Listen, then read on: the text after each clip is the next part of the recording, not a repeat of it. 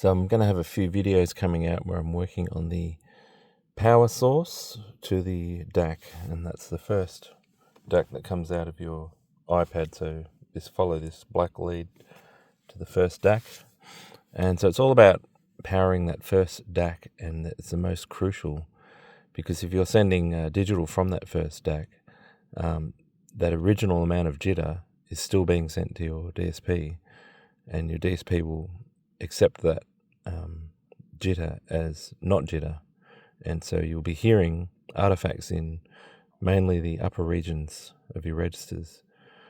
Now, I've been successful in identifying different power sources and the different amounts of this artifact you can actually hear. So I made a blind A/B test rig to do all that. So without ruining those videos, I'm just going to say that definitely any incremental step in either direction I can hear quite easily with about 4 tries and about 100% success rate. So I've been listening to the best one that I've found, and I'm not going to tell you what it is.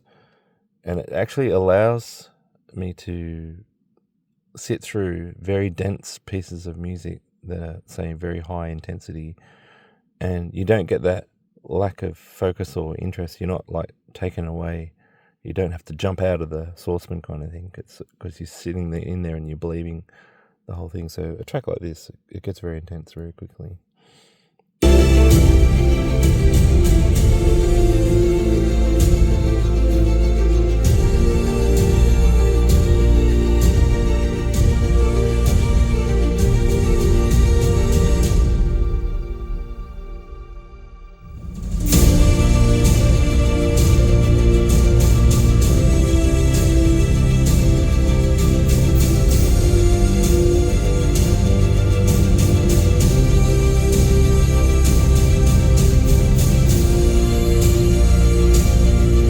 So that will go on now for like another 30 seconds, and it doesn't get fatiguing at all.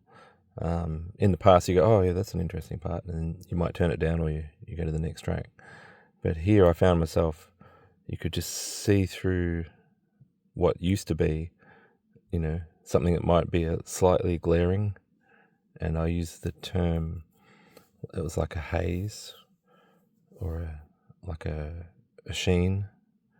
Then it was basically destroying the stereo separation, because the jitter, it's in the time code, and the samples are sort of out of time, but there's also, don't forget, there's left and right channels embedded together. So the left is getting a different kind of jitter to the right. They might be, sort of the same, but it's breaking stereo imagery. But it's also the little bit of glare here and a little bit of glare there are taking your focus away from the full picture of the music. So yeah, I'll leave it with that. Look out for the videos where I make the blind A/B box and the tests that I do, and different types of power supplies and how they perform. All right, catch you later.